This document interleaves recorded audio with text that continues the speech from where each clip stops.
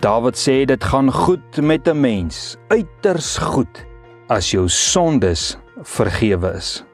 Hy sê dis soos 'n lafenis vir die murg in jou gebeentes.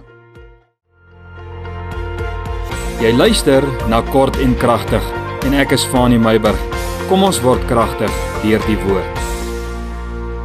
Dis 'n voorreg om jou vanoggend weer te groet so rondom die woord van die Here aan die begin van 'n nuwe week. En ek vertrou jou naweek was vir jou goed, die skaapbout en die ribbietjie en die knoffelbrood en al daai tipe dinge, maar nou het die week aangebreek en kom ons kry onsself gereed, ook geestelik, vir hierdie week wat voorlê. Ek wil 'n bietjie met jou vanoggend gesels oor 'n lafenis vir die murg in my gebeentes. Klink dit vir jou snaaks? Kom ons lees gou 'n bietjie Psalm 32 vers 1 tot vers 2 nou, en dan lees ek nou 'n bietjie die res van die volgende nog 3 of wat verse wat ons gaan lees. Maar ek wil vir jou sê, lees 'n bietjie Psalm 32, het gaan vir jou baie beteken. Psalm 32 vers 1 en 2, heel eerste, hy sê 'n Psalm van Dawid, 'n onderwysing. Hy sê wel geluksalig, dit gaan met jou wel, jy's gelukkig en dit is salig, dis 'n verlossing vir jou siel.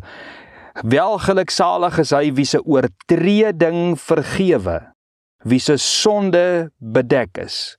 Wel geluksalig is die mens aan wie die Here die ongeregtigheid nie toereken nie, en in wie se gees geen bedrog is nie. Hy sê man, dit gaan met jou uiters goed, as die Here jou sonde vergewe het, en nie net vergewe het nie, maar dat God jou sondes jou nie toereken nie.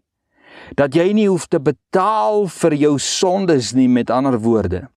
Jy weet mos hoe werk dit in die regstelsel, nê? As jy oortree het, word jou oortreding vergewe, as jy die boete vir jou oortreding betaal het, maar by God werk dit anders. Welgeluksalig is jy, want God laat jou nie boet vir jou sondes nie. En dan verder sê Dawid, die vlek wat sonde op jou gees laat, vat God ook weg.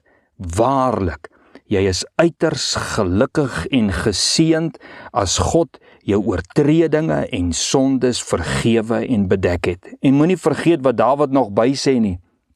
Hy sê die Here vergewe en bedek jou sondes. God vergewe nie net nie, maar God bedek jou sondes.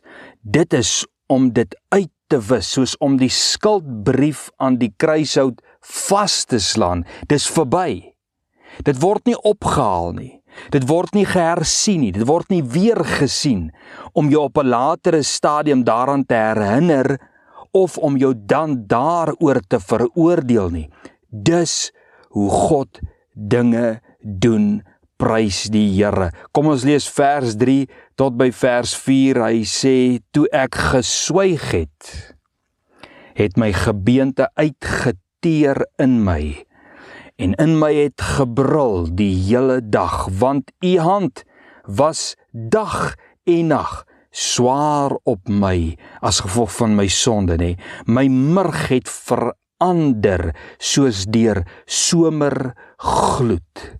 Sela, dink 'n bietjie daaroor. Nou ja, sê Dawid, dit was nie so gewees nie, want hy het sy sonde vir homself gehou. Ek het nie hierdie geluk en welstand in my gees beleef nie, want ek het my sonde vir myself gehou.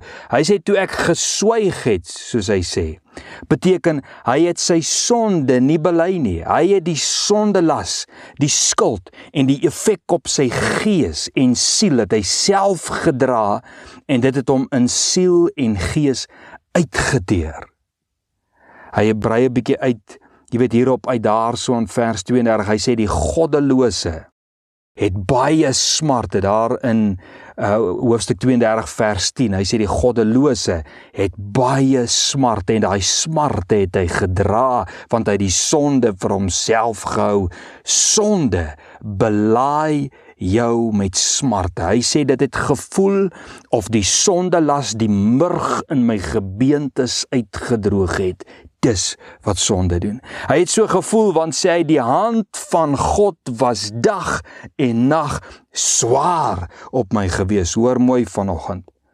God se gees veroordeel nie die kind van God in sonde nie, maar God se gees druk swaar op jou gees om te deel en los te kom van die las en veroordeling en skuldgevoel en droogte van gees wat sonde gebring het. God wil jou vrymaak van jou sondeskuld. Dan vers 5, kom ons lees gou wat sê daar in vers 5, hy sê, my sonde het ek u bekend gemaak, en my ongeregtigheid het ek nie bedek nie. Ek het gesê, ek wil aan die Here my oortredinge bely, en u het die ongeregtigheid van my sonde vergewe. Sela, dink daaroor. Hy sê hier in vers 5, en hy verduidelik hoe hy uitgekom het, daar by vers 1 en 2, daardie vergifnis en vryspraak en reinheid van gees, hy het sy sonde voor God bely. Nie net leefwoorde nie, maar sê hy, ek het my sonde en ongeregtigheid aan God bekend gemaak.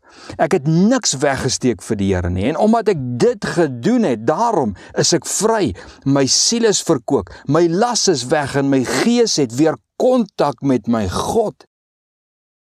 Voel jy die effek van sonde op jou siel en gees, selfs in jou liggaam, soos Dawid dit ervaar het? Hoor jy die antwoord vanoggend? Ons het meer as wat Dawid gehad het.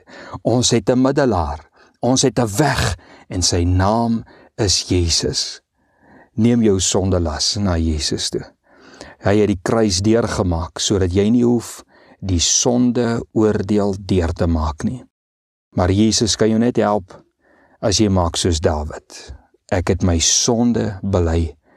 Ek het my sondes bekend gemaak en God het my vergewe. Dis die pad na 'n uiters geseënde lewe. Waarvoor wag jy? Bid vandag saam, en dan sê jy, Here, ek maak my sonde bekend. Ek pak my sondekas uit. Dis vuil, is die mekaar, my gees is vol bedrog. Here, ek is verkeerd. Here, vergewe my en bedek my sonde. Herstel die vreugde van die Here in my en laat my jubel in u vergifnis. Amen. Blessings, tot ons Woensdag verder gesels.